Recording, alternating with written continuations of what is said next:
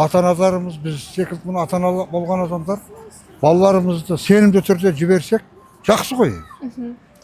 Енді сондай бір келеңсіз жағдайлар бар дейді. Осыған бір енді заң шығарып, соған тыйым салатын жағдай болса, қуанар едік. Жақсы болар еді.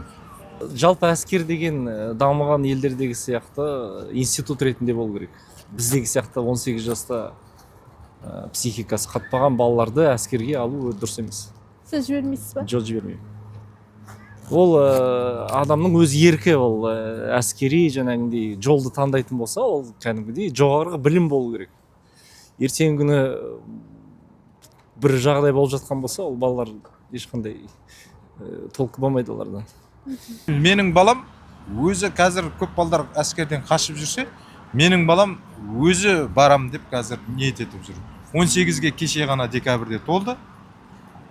Нәсіп болса, әскерге жіберуге дайынбыз.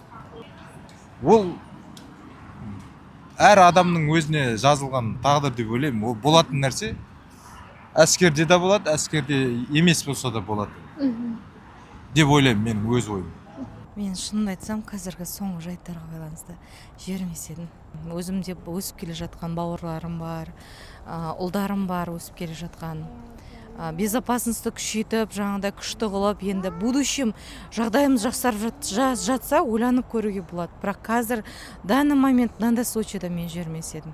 Ол отан алдында қызмет қылу үшін әр ер азаматтың парызы.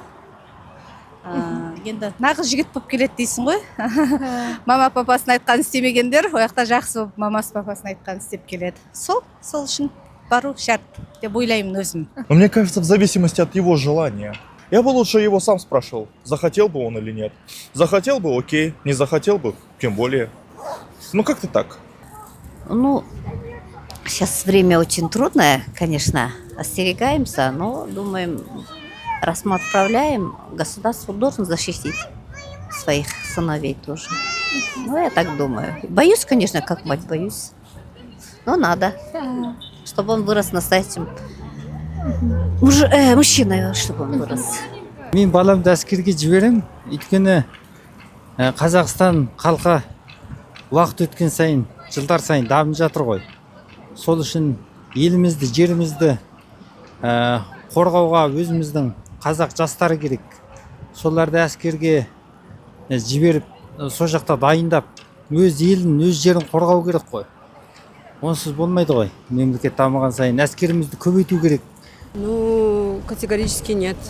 Сейчас такие эти ситуации, да, вот тоже недавно вроде бы президент наш сказал, что надо в контроль брать, да, ну, после этого тоже один, да, вот в Чимкенте был такой случай, так что я категорически нет. Всеми мерами, возможностями я вообще отказалась бы. Ну, я нашла бы такую причину, да, чтобы не отправлять своего сына.